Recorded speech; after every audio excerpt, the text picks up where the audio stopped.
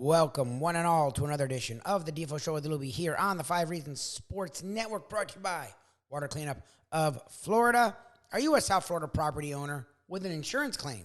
Are you dealing with water, mold, or fire damage to your home or business? Are you having trouble locating a 5-star rated general contractor that is fully licensed, certified, and insured? If you answered yes to any of these questions, then Water Cleanup of Florida is here for you 24 hours a day, 365 days a year, with over 60 years of combined experience between Michael, Robert, George, and their team. Water Cleanup of Florida is prepared to handle any size property damage disaster. When an unexpected damage occurs, look, we had those rains last week, and people all over South Florida are dealing with it. Water Cleanup of Florida is there to help you out. They will have the specialized, fast, and reliable service you will need to handle any fire or water issues.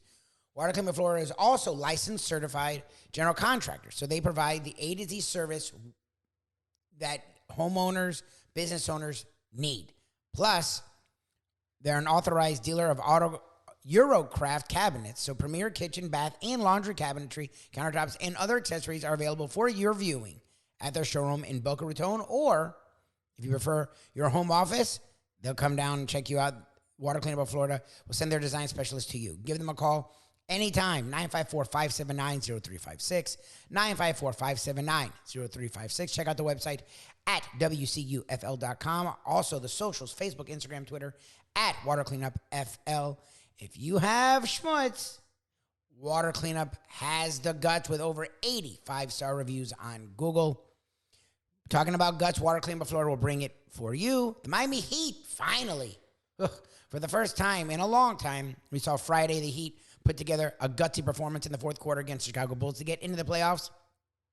Well, that kept going versus the Bucks in the first round. That number one seed Bucks, even before Giannis got hurt, the Heat were right there with a nice lead against the Bucks. Giannis goes down, Hero goes down, the Heat prevail. Hero up 1-0. We talked about the Miami Heat and the rest of the NBA playoffs with longtime NBA reporter, insider, writer, author, Sean Deveney, right here, the Defo Show with Luby on the Five Reasons Sports Network. Jeff DeForest, Michael Lubitz, and always a pleasure to welcome this gentleman to the program, and one of our favorite basketball analysts that we feature here on the show from Heavy.com, and a longtime NBA basketball writer and analyst. Sean Deveney joins us here on the program. Sean, how are you, my friend? I'm doing well, Defo. How are you? I'm doing all right, but I was thinking while we had that clip from the big show that it would have seemed that McMahon himself couldn't have scripted a better scenario for the Miami Heat if they were going to win as the unknown villain from the Midwest. Coming into Milwaukee, actually in the Midwest, and staging an upset like that. As Antetokounmpo essentially got body slammed to the mat there, and went out of the game. And then the speculation, I don't know if you caught that with Reggie Miller saying that Tyler Hero would be a tougher loss to make up for the Miami Heat than Antetokounmpo would for the Milwaukee Bucks. And I was thinking, that man has lost his mind. You can't get a bigger loss than that, can you? And, what do you think? I don't know. Are you hearing anything about his status other than that there was, no breaks shown on the X-ray and that he was day-to-day? Yeah, he's a tough guy, though. So I think that if it wasn't hurting, he would have been back in the game. Yep. And the fact that he didn't go back in the game would worry me as a Milwaukee Bucks fan. Wow. I'd be worried, obviously, about Tyler Hero's injury, but not not nearly as much, I think, as with Giannis out. Yeah. I mean, he's such a he's the hub of everything they do, So if he's out on both ends of the floor, if he's not out there, they really don't have a chance. I mean, they're just a pretty good team without him. So, yeah, the Hero injury certainly is tough, and Miami will have some decisions to make on what they do next. But if Giannis can't go, and I don't think he'll go game 2. Not play at all. That's my sense. Look, it's a back injury. If he goes out and he puts himself in that position, he's gonna really be in a tough spot where he could injure that thing again back injuries they're so undefined, So I think it'd be really easy for him to injure it again, and I don't think he wants to keep put in that position. I think they feel like possibly they could win Game 2 without him on their home floor after what happened in Game 1. So I think they probably look to rest him there. Well, it's interesting you say that because in the game I was thinking that. I'm like, even as a Heat fan, I'm like, I think he'll be fine, but you need to sit him right now because the thing with a strain is you can make it worse immediately. You can also make it better immediately. And the fact that they kept him out there for the next 2 to 3 minutes, I thought was freaking weird. I was like, yeah, you understand right now you guys are doing major damage. And I was like, okay, because he was useless. Yeah. He didn't do anything. And then he looked worse. Like right after he had a little bit of a step. But what happens is it gets worse and worse and worse. And then once you sit, and it freezes up. But I figured by Game 2 to be back. So you think because of that, they're like, you know what, just sit down. We're not even going to take any chances. I think it'd be silly to try to rush him back. Now, look, maybe he wakes up this morning, has some Wheaties, and he's back to 100%. But I just, if there's any chance that this could be something that lingers, then they've got to keep it, because rest. A back injury like that, rest is really the only thing that's gonna get you over the hump. Was that the Heat's only chance in the series? We were thinking, going into it. Well, because we always have these arguments with sports fans over the years on any kind of sports talk platform that, we're not going to do any good in the playoffs, so why even bother getting there? We may as well just lose these games and sit it out there and get a better draft pick.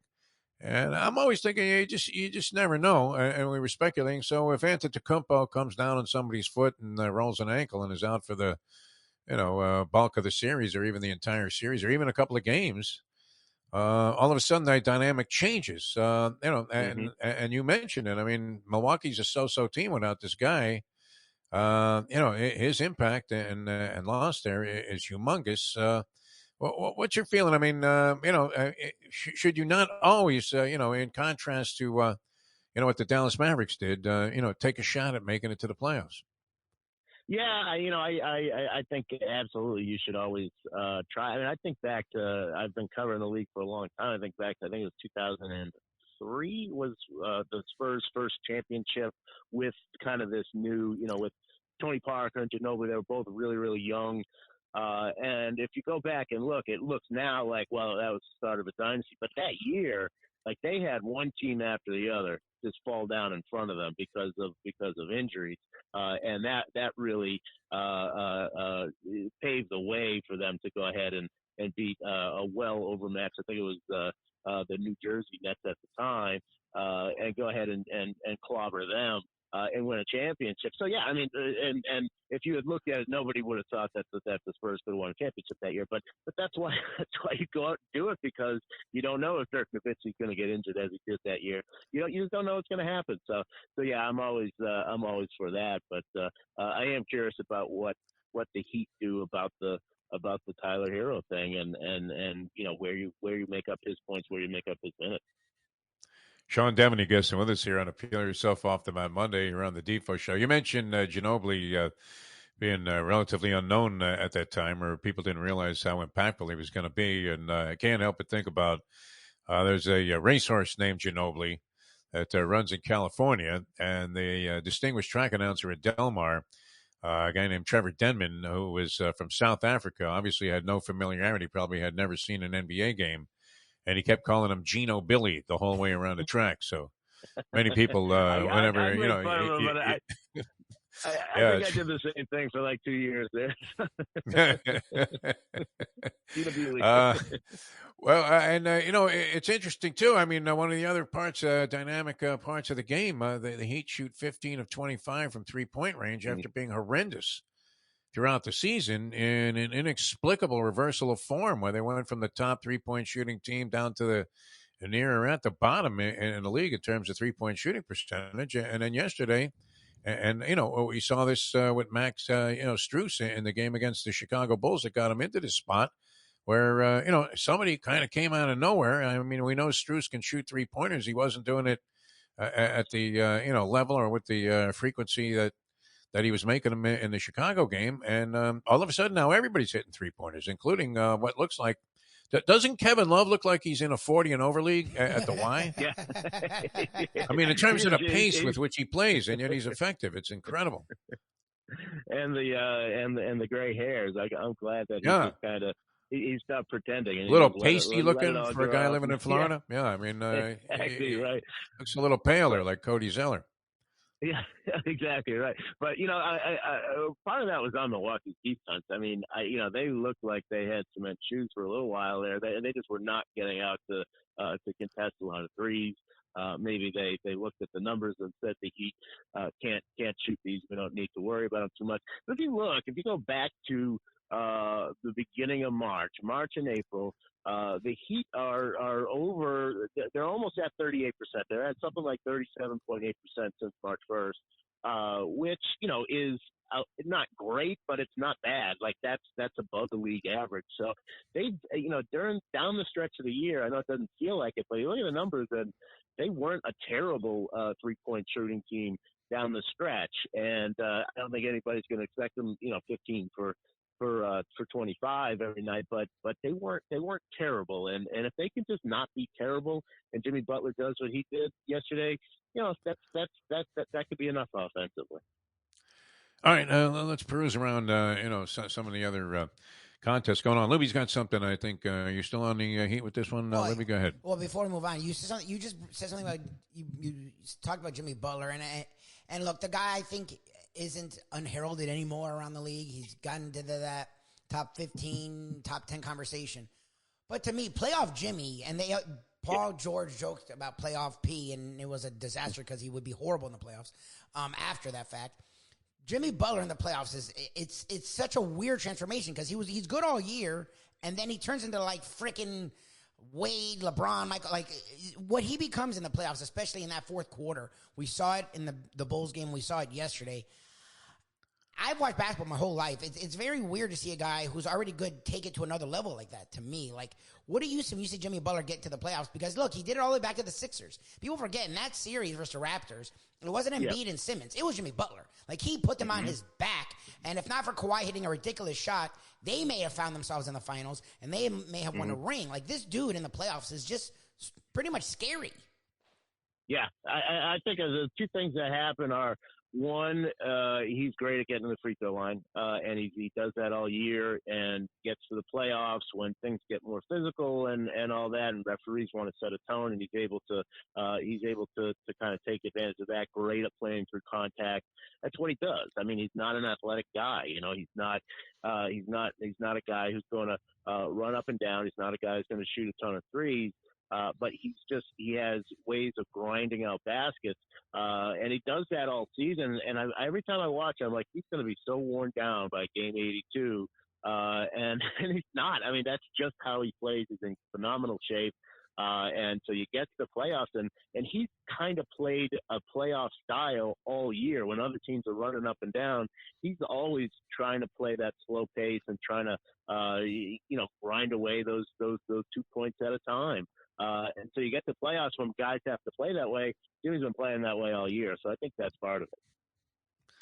It's interesting. I mean, seeing the Bucks get stunned in Game 1, lose by 13, Antetokounmpo becomes a question mark. And, it was kind of like Virginia getting knocked out by Fairleigh Dickinson, where you're thinking, how is this possible? I mean, people had Milwaukee cruising to the championship, Sean. Yes. So, this is a lot bigger development than, we obviously here in South Florida we're paying attention, but I mean, that's a little bit frightening. Interesting. When we get to the middle of May, though, it's always interesting to look back at the conclusions we drew after Game 1 of the first round of the playoffs and say, man, how wrong we were. I mean, Milwaukee can come right back. And they've had games like this in series before. I think of the Celtics series a couple years ago when Kyrie was still in Boston, so 2019, I guess. And everybody, just the Bucks looked terrible, and then they just came back and they won championship. So, Milwaukee, look, they could bounce back and win the next 4 here. A mixed bag of blowouts and kind of thriller in Manila type of games. A couple Mm-hmm. coming in a series where you would have anticipated. Philadelphia and Boston very dominant in their series. Denver just crushed Minnesota like a grape in a game late last night. And then you had some real dynamic games. I mean, that Clipper game against the Phoenix Suns was terrific, and the LA Kings Golden State. A real good series. The Knicks and Cavaliers came down to the wire with the Knicks prevailing on the road. Give us a synopsis of what you saw and what were some of the key things that you were observing about the first games that we saw in the opening series of the playoffs. Yeah, probably my favorite thing was just what a classic showing from Russell Westbrook in Game 1, Yes. where he goes 3 for 19 or Yes, something horrible like shooting. that. Horrible shooting at halftime. This video, he goes up into a suite to yell at a fan. He went up to a suite in Phoenix to yell at a fan. Goes back down and then makes the play to win the game for them off of Devin Booker while Devin Booker's arguing with the referee. So that was one thing that just classic Russell Westbrook. I thought the Lakers were probably the big story of the weekend, though. Everything they did at the trade deadline, bringing in guys like Hachimura, Jared Vanderbilt, D'Angelo Russell, and to see those guys play the way they did. I mean, they upped their supporting cast, tenfold at the trading deadline, and I think you really saw that pay off. LeBron was good, but he didn't have to be great. I think he only played 33 minutes or something like that. And you'd never see that from him. I mean, he's got to play 40 minutes for his team to have a chance to win the playoffs. That wasn't the case, not with the way these other guys were playing. And of course, Anthony Davis didn't have to do much either. And then John Morant gets hurt. I mean, everything rolled out as well as it could for the Lakers. And I thought that was probably the biggest takeaway of the weekend. I didn't see any further news on Morant's injury. I guess there was a quote from him somewhere that supposedly, I guess it was from him. Maybe he tweeted it that it wasn't all that great of a situation. I mean, if anybody, was going to break his hand on that fall or his wrist, you would have thought it was Morant, much more so than even Tyler Hero, who appeared to kind of slide across the floor there. But Morant came down as hard as Antetokounmpo did on his back, right on his wrist. No further status update on John Morant in the series. You would imagine that it'd be crucial. It was. So the X-ray was negative in terms of a broken bone, but that doesn't really tell you anything about about like ligaments and all that other stuff. And it's his right hand. I mean, that's going to be tough. And the Grizzlies said they were monitoring the situation. And I was thinking, like, I would hope they are. You would think they'd take a look at that. Monitor. You'll be happy to know that the Grizzlies are at least keeping an eye on things there. Yeah, Lakers with a 15-0 run, I guess, to conclude that ball game. So they were able to pull away from the Memphis Grizzlies there. Clippers without Paul George, and I guess the word is, Sean, that George will not be available even in the series, no matter how long it goes. And yet they were able to handle their business in a real tightly contested game. As you mentioned, Westbrook made several big defensive plays in that game, while he seemed to be useless on the offensive end. He also, I guess useless is not proper, identification of what he did, because he was dishing off some assists, that were instrumental in the Clippers being able to hang on. And Kawhi Leonard was terrific in this game. What did you see there? Because, Durant and Booker were doing their thing. Booker was even drawing nothing but hyperbole-type praise from Stan Van Gundy about his contributions on the defensive end of the floor. Which that's a rare occasion, yeah. But I thought what Kawhi did, I think he had 38 points, and he was he was great. He was guarding Kevin Durant the whole time. Yeah, and you're right. Durant did his thing, but Durant only had 15 shots, and for me, if I'm Phoenix, and he's only getting 15 shots. For one thing, you got to give Kawhi Leonard credit for that, to deny him the ball and deny him, getting into the space that he wants.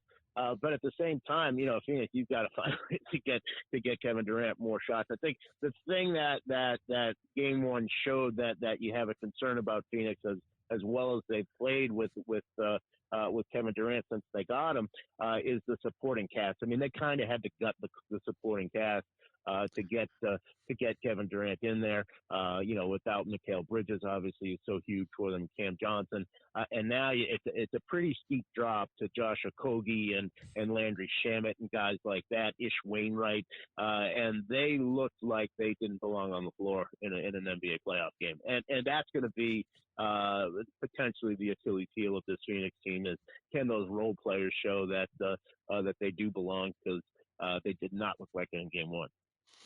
Highlight for me always in any game is a Plumlee sighting. So there was what happened to the other Plumlee? Is he still in the league? How many Plumlees are there? There are like 10 of them. I think you can watch an NBA game and almost always get a Plumlee. Yeah. It was like, we used to, he pops up wherever. Yeah. He's the Where's Waldo of the NBA.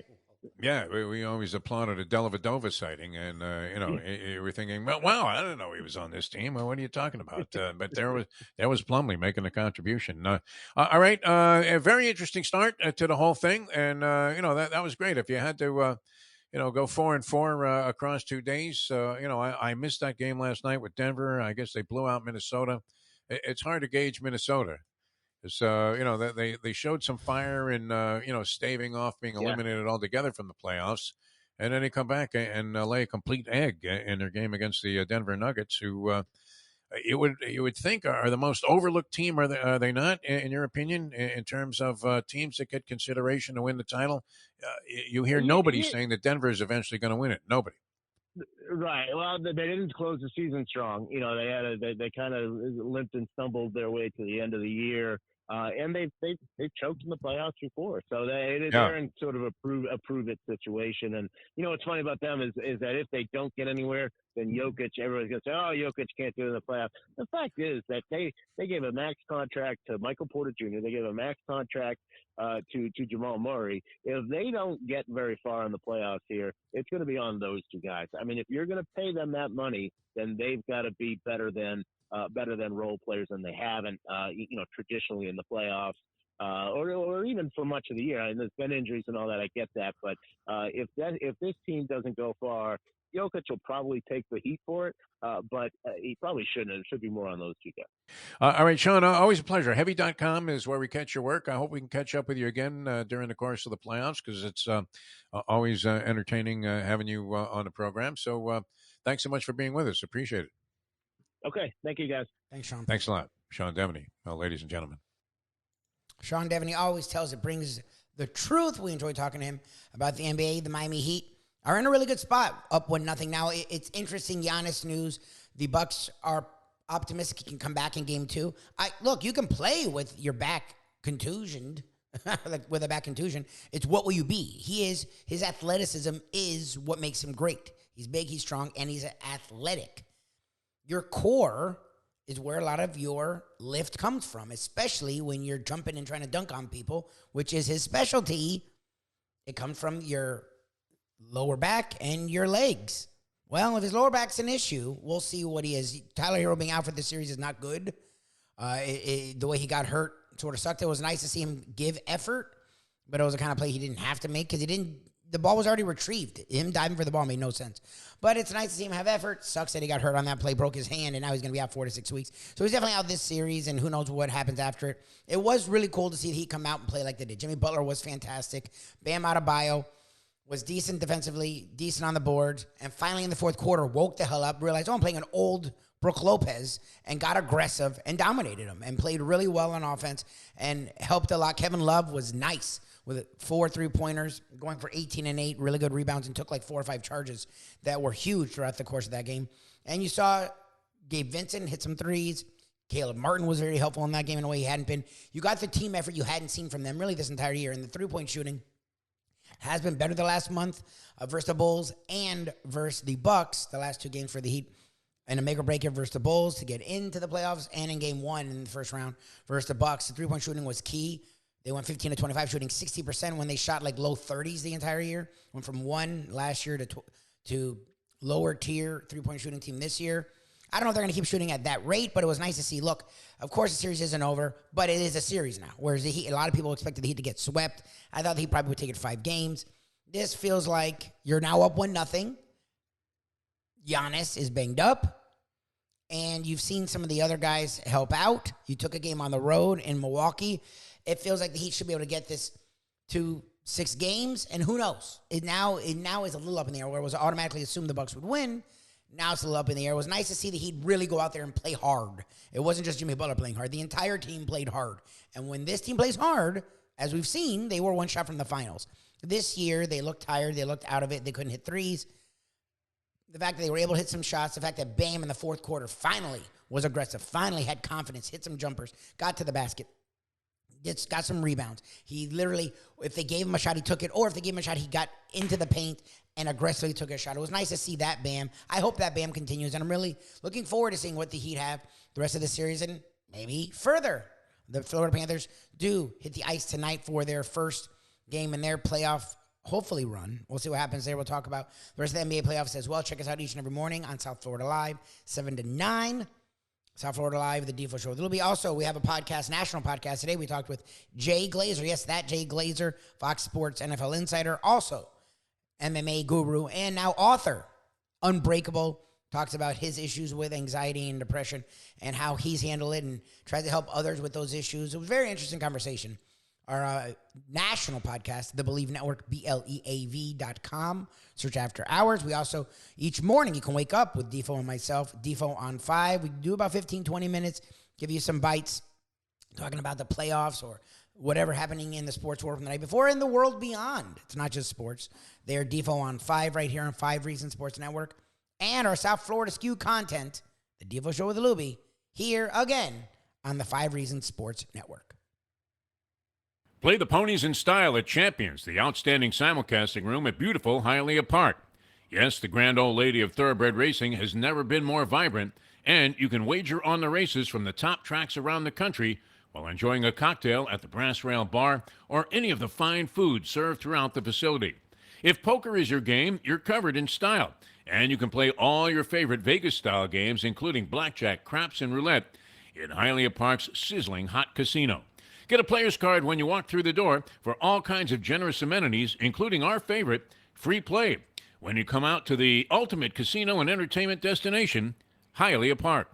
These days, we're all looking for comfort anywhere we can find it. Thank goodness for Landlubbers Raw Bar and Grill in Plantation, because they are making sure you are as comfortable as possible. First of all, they're not only open for delivery and pickup. All you have to do is go to landlubbersbarandgrill.com for both pickup and free delivery. You're going to have the best wings in the world. You're going to have a great burger. You're going to have their amazing soups. Again, Landlubbers, Raw Bar and Grill. It's nice and easy. Just go to landlubbersbarandgrill.com for both your pickup and free delivery. Thank goodness for Landlubbers for making you always feel right at home.